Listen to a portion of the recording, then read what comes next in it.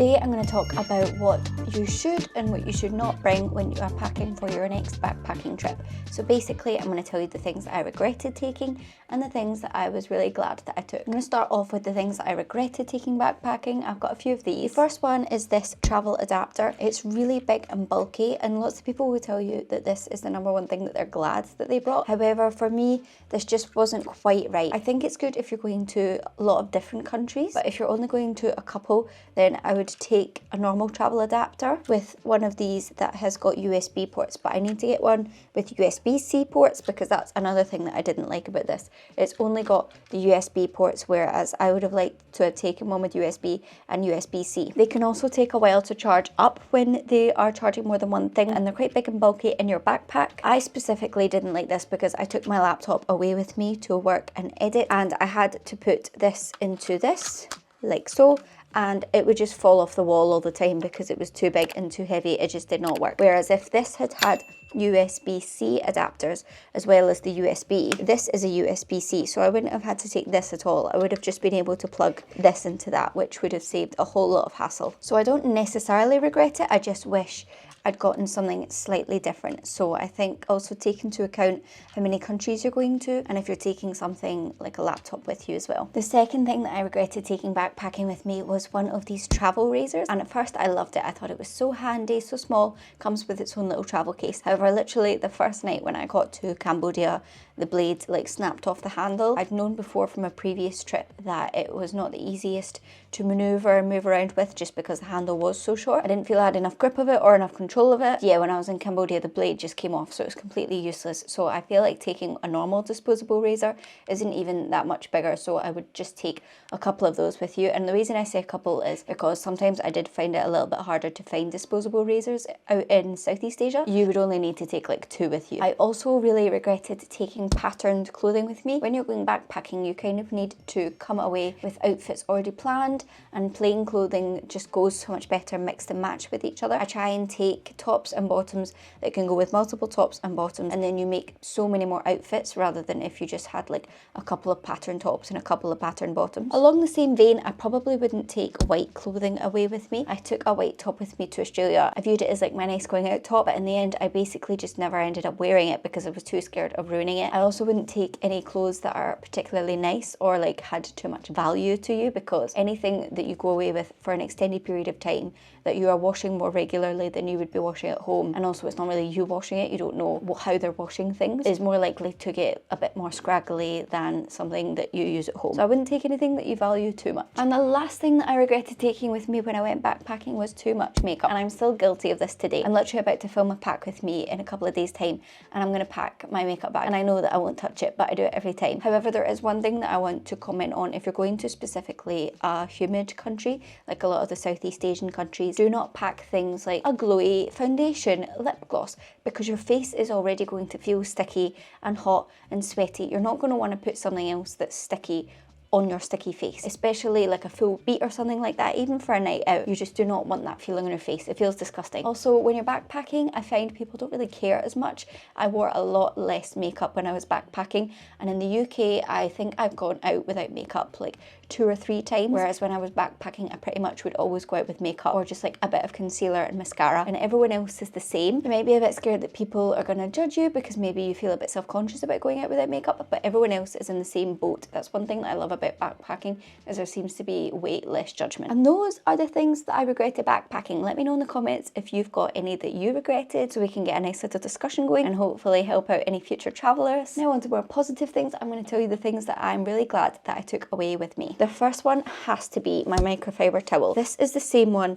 that I've had since I think 2019. Although it's not getting used like constantly, it's still fine, and I'm not going to buy a new one. It just folds up into this little bag that it comes in with a zip and a mesh at the front, so it's got some where to breathe, I guess, if it feels a bit fusty, and it squishes down. It's super small, but also this is a really big travel towel. It like covers my whole body. When me and my best friend went backpacking around Thailand, she'd accidentally bought a microfibre towel that was more like a hand towel, and she didn't take it out of the package to try it before she packed it, so she didn't realise how small her microfibre towel was, and then she had to buy one when she was away. So these are just super handy. Even if you don't end up using it as a towel and the hostels will like rent you towels, I would still pack one because it's really handy to have as like a beach towel, even if you're not using it at the hostel, or even as a blanket. Sometimes I put this on me when I was on like a coach or a long train, because sometimes they can have the aircon blasting and it is cold. Just an all-round really useful item that takes up no space. This is one that I have only recently discovered how handy it is,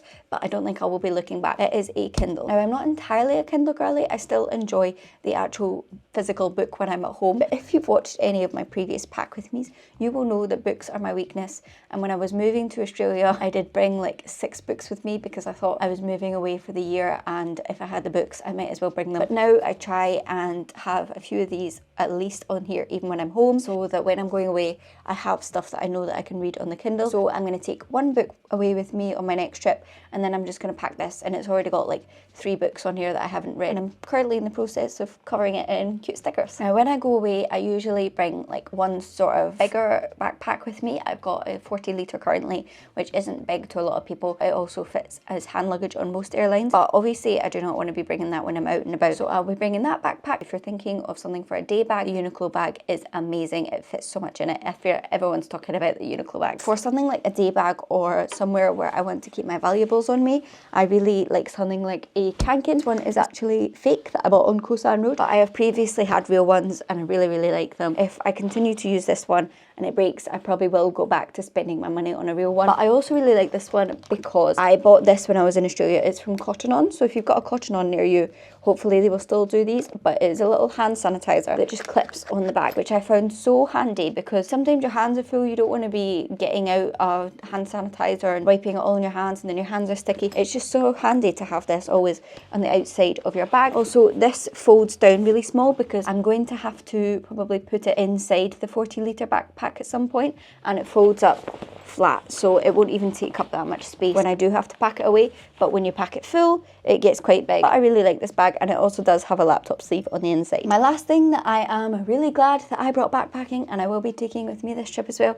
is my sliders. Now, I wear these at home just like for slippers. However, if you're going to a hostel for the first time, you might not know how gross hostels can be. And I mean that in the nicest way possible. I love hostels, but there is no way you will catch me going into a communal shower with bare feet ever again in my life. I might buy flip-flops for the next trip because I feel like these are slightly more stiff, whereas like the flip-flops I'll be able to crush down in the bag. Flip-flop or sliders, something that you can wear around the hostels, is a necessity, and I'm going to put my slider away now and I'm going to put it back on my foot. Even when you're like walking around places like Thailand, I started to wear my sliders everywhere, and I don't know if you've been to Asia before, but when you go into a lot of the buildings in Asia, it's disrespectful to have your shoes on, so they will ask you to take your shoes off. So if you're heading to Asia, I would also recommend that you buy shoes that are easy to take on and off, because you don't want to be sitting down all the time untying laces, tying laces, and something like sliders are super comfy and you can just kick them on and off super easy. I think that is all of the things that I'm really glad that I took backpacking. I'm sure there was so much more, but this is just my list off the top of my head. I'm just jumping in because I did think of another one off the top of my head. So I'm going to show you a couple more things and then I will head back to the video. So this is the 40 litre backpack that I was just talking about. This is my Osprey one. And as you can see here on the side, I've got a carabiner ready, and I had another carabiner on my Kanken to attach my hand sanitizer, but this one I use for my travel pillow or anything that I want to attach to the outside of the bag. I've used these before for shoes, for wet swimwear, so many handy uses, and I would just always make sure that I've got one that I can clip on somewhere to the outside of the bag. I think there's also a couple of places that you can clip them onto on the bottom of the bag here, so a carabiner would absolutely be something that I am really glad that I took backpacking with me. And if I open up the top bit of this backpack, I also have an Airtag. You can buy one of these things that attaches it to the inside of your bag, because it came with the little red bit. I think the red bit's just for keys or something, but then I've just attached this on, and then the Airtag is inside here, which is so super handy. And I actually recommend anyone who's traveling nowadays to get an Airtag, because with luggage going missing, it just means that you always know where your luggage is. And I was just talking to a friend on Instagram. She's planning a visit to Thailand, but then she wants to do a bit of a visa run to Malaysia, Vietnam for a few days and then back to Thailand. And she was like, oh my god, I'm gonna have to book checked luggage for that Southeast Asia flight so that I can get my visa run. And I was like, just contact a hotel and ask them if they will keep your luggage for you whilst you're away for the weekend. And then if you have an Airtag in your luggage, you will always be able to see that hopefully it's still at the hotel. But I just find these so super useful. They're not exactly too expensive. I think they're about £30 each maybe. I'm just really glad I've got some. I've got two. I've got one in my suitcase in that cupboard, and I actually want to get more. I just had to talk about those two products, and back to the original video. And my next video that I'm going to film in 2 days time, like I said, is my pack with me for India. I'm super excited. Give the video a thumbs up if you enjoyed, and don't forget to subscribe to see my India adventures very soon, and I'll be back next time with a brand new video. Bye guys. Oh my god, can I do ASMR? I'm gonna hate myself.